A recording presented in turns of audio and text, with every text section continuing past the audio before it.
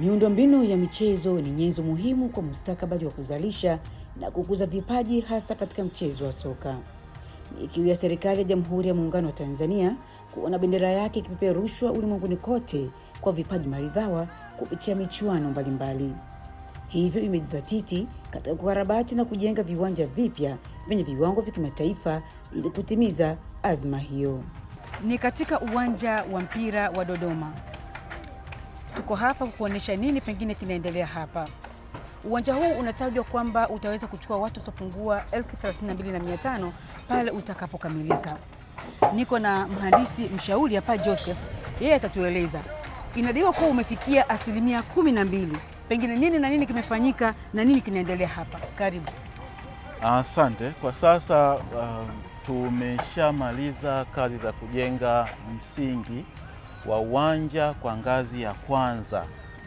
Huu uwanja kama alivyosema madam, unatarajiwa kuchukua watu 32,500 utakapokamilika, lakini utakuwa na ngazi mbili. Hiki tunachokifanya kwa sasa ni ngazi ya kwanza, tier 1.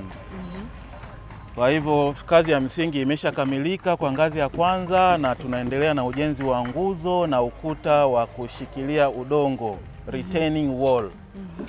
Hizo ndizo kazi zinazoendelea kwa sasa, pamoja na beam za kushika majukwaa. Maandalizi yake yamekwisha anza upande wa mashariki, na tunatarajia kuendelea na kazi hiyo ya zege kwa ngazi ya kwanza mpaka kufikia mwezi wa 12 mwaka 2026 itakuwa imekamilika.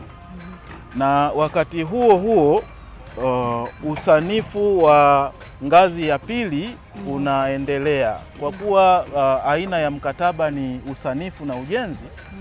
Hivyo vitu vyote vinafanyika sambamba kwa wakati mmoja. Kwa hivyo kwa sasa, wakati ujenzi wa ngazi ya kwanza unaendelea, usanifu wa ngazi ya pili uko kwenye hatua za mwisho. Na pengine cha muhimu kwa watu kufahamu ni hapa sehemu za majukwaa ambapo watu watakuwa wakikaa zitatengenezwa kwa teknolojia tofauti kidogo ya precast, ambapo inatengenezwa pembeni na kuja kuwekwa.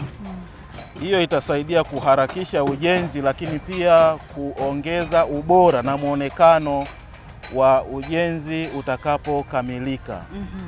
Sasa hiyo ni teknolojia ya precast katika kuhakikisha kazi zinakwenda kwa haraka, lakini inatajwa kuwa bilioni 310 zinatumika katika ujenzi wa uwanja wa mpira hapa Dodoma.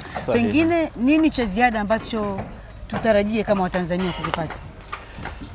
Pamoja na vitu vitakavyokuwepo ndani ya uwanja huu vya kawaida kwa viwanja vya kisasa, utakuwa na kituo cha habari. Chenyewe kitajengwa pembezoni mwa uwanja huu. Kituo cha habari cha kisasa nacho kipo kwenye hatua ya usanifu wa sasa. Mara hatua hiyo itakapokamilika, ujenzi wake utaanza. Media Center, kituo cha habari cha kisasa, kitakuwa ni sehemu ya mradi huu. Okay. Sasa ningetamani kujua pengine nini kinafanyika. Nataka unionyeshe hapo.